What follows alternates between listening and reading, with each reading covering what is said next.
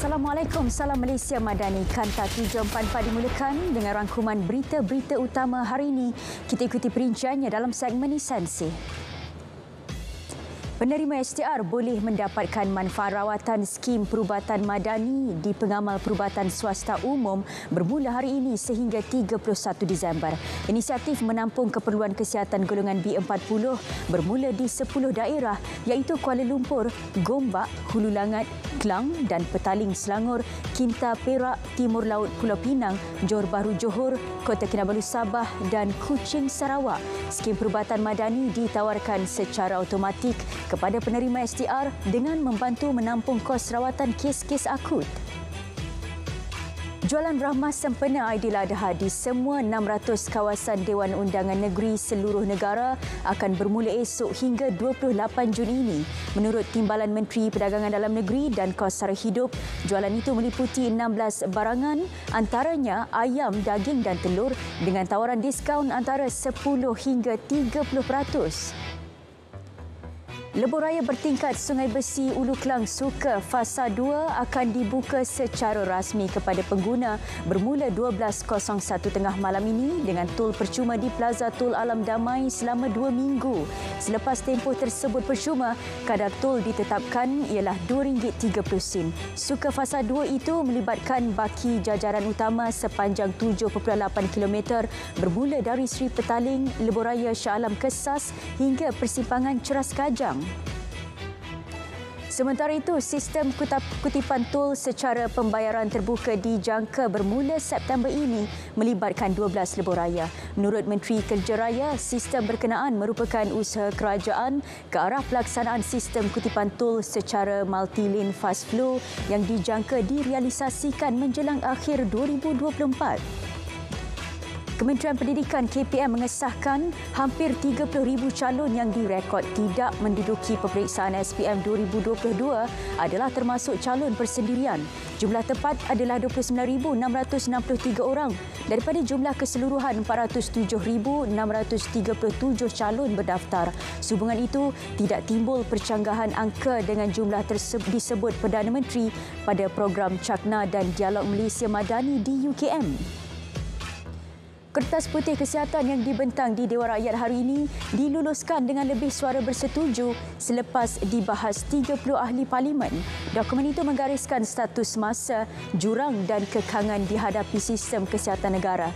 Juga cadangan penyelesaian bersifat struktural dan sistematik meliputi reformasi penyampaian perkhidmatan, pembiayaan dan tadbir urus.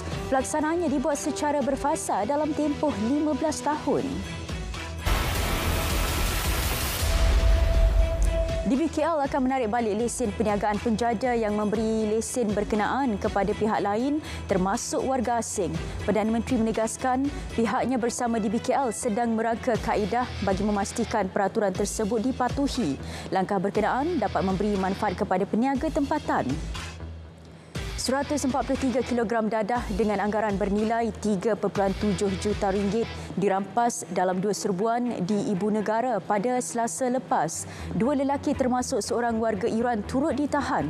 Ketua Polis Kuala Lumpur berkata, suspek telah bergiat aktif mengedar dadah sejak Mei lepas. Modus operandi mereka adalah dengan menjadikan unit kondominium mewah sebagai stor simpanan dadah sebelum diedarkan untuk pasaran tempatan. Seorang pelajar sebuah sekolah menengah di Pekan Pahang tidak sedarkan diri akibat kelesuan haba ketika menyertai satu acara larian semalam. Dia yang mengalami simptom suhu badan melebihi 39 darjah Celsius, degupan jantung meningkat, selain percakapan dan fungsi otak terjejas, dikejar ke Hospital Pekan untuk rawatan. Pelajar berkenaan kemudian dirujuk ke Hospital Tengku Ampuan Afzan, Kuantan dan dimasukkan ke unit rawatan rapi ICU. Keadaannya kini dilapor semakin stabil. Seorang anggota polis Marin mengaku tidak bersalah di Mahkamah Session Bathurst atas 21 pertuduhan menerima rasuah. Tertuduh berusia 56 tahun didakwa melakukan kesalahan itu daripada seorang lelaki agar tidak dikenakan tindakan mengikut Akta Perikanan 1985 antara tahun 2017 hingga 2019. Tertuduh dibenar diikat jamin RM8,000 dengan seorang penjamin dan diarah melapor diri di pejabat SPRM sebulan sekali dan menyerahkan pasport kepada mahkamah. Polis memohon saksi kejadian kemalangan ngeri melibatkan seorang penunggang motosikal berkuasa tinggi di lebuh raya bertingkat Sungai Besi Hulu Klang suka tampil membantu siasatan. Ketua Polis Daerah Ampang Jaya berkata, ia susulan penunggang motosikal yang melawan arus yang menjadi punca kemalangan masih belum dapat dikesan.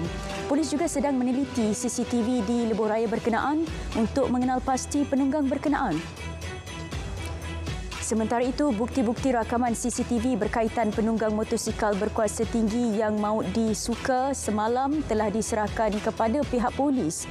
Ketua Pegawai Eksekutif Prolintas berkata, bukti tersebut diserahkan kepada pihak berkuasa untuk siasatan lanjut. Prolintas juga akan mengambil inisiatif untuk meletakkan papan tanda amaran melawan arus bagi memberi kesedaran kepada pengguna lebuh raya.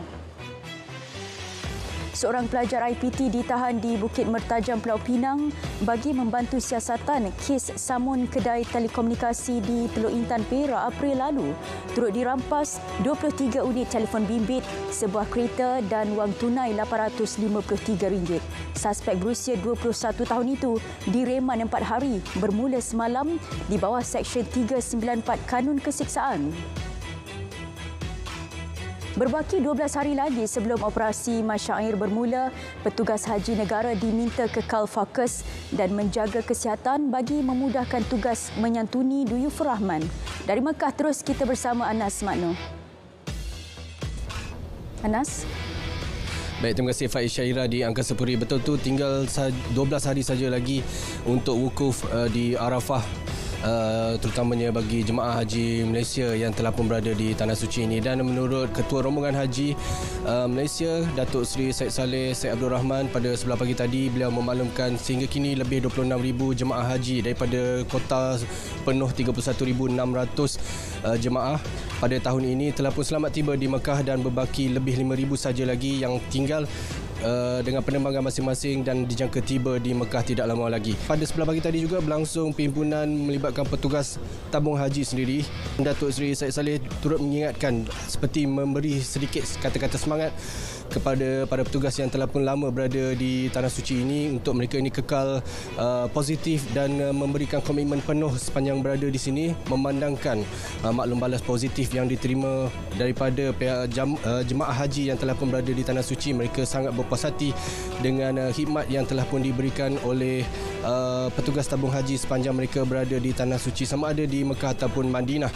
Dan walaupun beliau mengakui terdapat para petugas yang telah lama berada di sini lebih sebulan, terutamanya pasukan IT, pasukan maktab dan juga petugas media sendiri juga berada lebih awal di sini, namun beliau mengingatkan segala penat lelah yang telah pun mereka berikan akan diberikan ganjaran yang sewajarnya.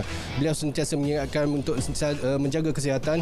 Begitu juga para petugas tabung haji yang telah berada di Tanah Suci ini, memandangkan hanya tinggal 12 hari saja lagi untuk kemuncak ibadah haji pada tahun ini. Para petugas diingatkan untuk kekal menjaga kesihatan masing-masing, kerana itu sangat penting bukan saja untuk diri sendiri, tapi mereka ini sangat diperlukan untuk membantu melancarkan operasi ibadah haji, kelancaran ibadah haji para jemaah yang telah pun selamat tiba di Mekah ini. Dan diingatkan juga mengenai keadaan semasa suhu di Mekah ketika ini boleh mencapai sehingga 45 darjah Celsius dalam satu-satu masa. Para petugas diingatkan untuk lebih sihat berbanding para jemaah haji. Dan sekian dulu dari Abraj Al-Janadriyah di Mekah. Anas Makno, kembali kepada Faiz Syairah. Baik Anas, terima kasih. Jawatan Kuasa Kira-Kira Wang Negara PAC sudah pun memanggil serta menjalankan prosiding kemajuan bagi projek pembinaan kapal peronda generasi kedua Littoral Combatant Ship LCS. Untuk proses seterusnya, PAC akan memanggil Kementerian Pertahanan September ini bagi mendapatkan penjelasan berkenaan kemajuan projek bagi tempoh Jun hingga September tahun ini. Akta Rumah Judi Terbuka 1953 serta Akta Pertaruhan 1953 perlu dipindah segera bagi mengekang kegiatan judi dalam talian. Menteri Dalam Negeri menegaskan pindaan juga bagi tujuan penambahbaikan undang-undang berkaitan judi. Sehubungan itu, Kementerian Dalam Negeri akan bekerjasama dengan Kementerian Komunikasi dan Digital serta Bank Negara bagi tujuan tersebut. Sebanyak 32,670 liter diesel bernilai RM70,434 berjaya dirampas KPDN Terengganu dalam ops tiris di sebuah tapak pembinaan di Serada, Kuala Terengganu semalam. Serbuan turut menemukan sebuah lori tangki, beberapa tangki simpanan dan peralatan untuk kegiatan pemindahan diesel. Dua lelaki tempatan ditahan bagi membantu siasatan dan kes disiasat mengikut Akta Kawalan Bekalan 1961. 237 individu telah dihukum bersabit kesalahan menjual bunga api dan mercun secara haram setakat April lepas. Bagi tempoh sama, 387 pertuduhan dibuat melibatkan kesalahan tiada lesen atau melanggar syarat penjualan disiasat oleh Jabatan Siasatan Jenayah JSJ di bawah Akta Bahan Letupan 1957. Jumlah keseluruhan individu dihukum bagi kesalahan sama bagi tempoh 2021 hingga 2023 ialah 675 orang. Mayat lelaki tanpa identiti ditemukan terapung oleh nelayan tempatan di perairan Kepulauan Sembilan Lumut semalam. Mayat kemudian dibawa ke JT Perikanan Kampung Aceh sebelum diserahkan kepada polis untuk tindakan lanjut. Orang ramai diminta tampil ke balai polis berhampiran sekiranya terdapat ahli keluarga hilang atau tidak pulang bagi membantu siasatan. Negara yang menguasai alam sekitar, sosial dan tadbir urus ESG serta teknologi hijau akan terus berkembang maju. Menteri Sumber Asli, Alam Sekitar dan Perubahan Iklim berkata ini berikutan ESG semakin penting dalam bidang perniagaan, perdagangan dan pelaburan. Pada masa yang sama, pihaknya juga melihat gas asli cecair sebagai satu sumber untuk bergerak ke arah sifar bersih. Kerajaan Johor mencatatkan pelaburan komited berjumlah 10.6 bilion ringgit pada suku pertama tahun ini, peningkatan 221% berbanding tempoh sama tahun lalu. Daripada jumlah itu, 1.8 bilion ringgit pelaburan komited diluluskan bagi 58 projek sektor pembuatan, manakala 8.76 bilion ringgit diluluskan untuk 147 projek sektor perkhidmatan. Sarawak secara prinsip bersetuju untuk mengambil alih Maswing, anak syarikat milik penuh Malaysia Airlines Berhad. Ia sekaligus dijenamakan semula sebagai syarikat penerbangan butik milik kerajaan negeri. Premier Sarawak berkata, Maswing yang kini hanya beroperasi di kawasan pedalaman Borneo akan diberi nafas baharu dengan penambahan destinasi serta pesawat bakal menggunakan bahan api penerbangan mampan SAF. Battersea Power Station dianugerahkan pemaju terbaik harta komersial pada Anugerah Hartanah 2023. Pengiktirafan itu berdasarkan pemilihan transformasi terhadap mercu tanda Grade 2 yang pernah beroperasi sebagai stesen jana kuasa. Ia pencapaian terbesar dalam hartanah komersial sepanjang 12 bulan lalu susulan pembukaan awamnya pada Oktober 2022. Pro2 melancarkan model Aziai dengan menyasarkan golongan berpendapatan rendah. Pengeluaran model berkenaan bertepatan objektif asal syarikat menyediakan mobiliti mampu milik dan berkualiti untuk semua. Dengan transmisi manual, Aziai dijual pada harga RM22,000 tanpa insurans untuk seluruh Malaysia. Pro2 menyasarkan jualan sehingga 1,500 unit sebulan. Sekurang-kurangnya 9 maut dalam pertempuran terbaru antara dua kumpulan etnik di Manipur, India. Keganasan melibatkan etnik Kuki yang majoritinya tinggal di kawasan pergunungan dan kumpulan dominan di kawasan rendah iaitu Métis. Ia mula tercetus sejak 3 Mei susulan kemarahan etnik Métis terhadap etnik di pergunungan yang mendapat kelebihan kuota pekerjaan dan pendidikan. Kebanyakan mereka yang dibawa ke hospital pula mengalami kecederaan akibat terkena peluru. Presiden Palestin Mahmud Abbas mengadakan pertemuan dengan Perdana Menteri China Li Qiang di Beijing bagi mengukuhkan lagi kerjasama. China mempunyai sejarah hubungan yang baik dengan Palestin dan secara konsisten menjadi perantara sejak lawatan terakhir Abbas pada 2017. Semalam, Presiden China Xi Jinping turut menegaskan akan terus memberi sokongan terhadap Palestin menjadi negara anggota penuh PBB. Setiausaha Agung PBB memberi amaran bahawa perkhidmatan media sosial menyediakan pembesar suara untuk kebencian. Tegas beliau, dakwaan tidak berasas atau pembohongan terang-terangan boleh mendapat kesahihan yang tidak wajar dengan pantas. Setiap agama menyeru kepentingan persaudaraan manusia saling menghormati dan memahami. Ancaman kepada keamanan juga boleh muncul dalam pelbagai bentuk. Saudara, Kanta 744 berakhir di sini. Menyusul selepas ini berita perdana bersama Fatil Hidayat Ghazali dan Margaret Gambang untuk paparan lebih komprehensif. Malaysia Madani, tekad perpaduan, penuhi harapan. Assalamualaikum.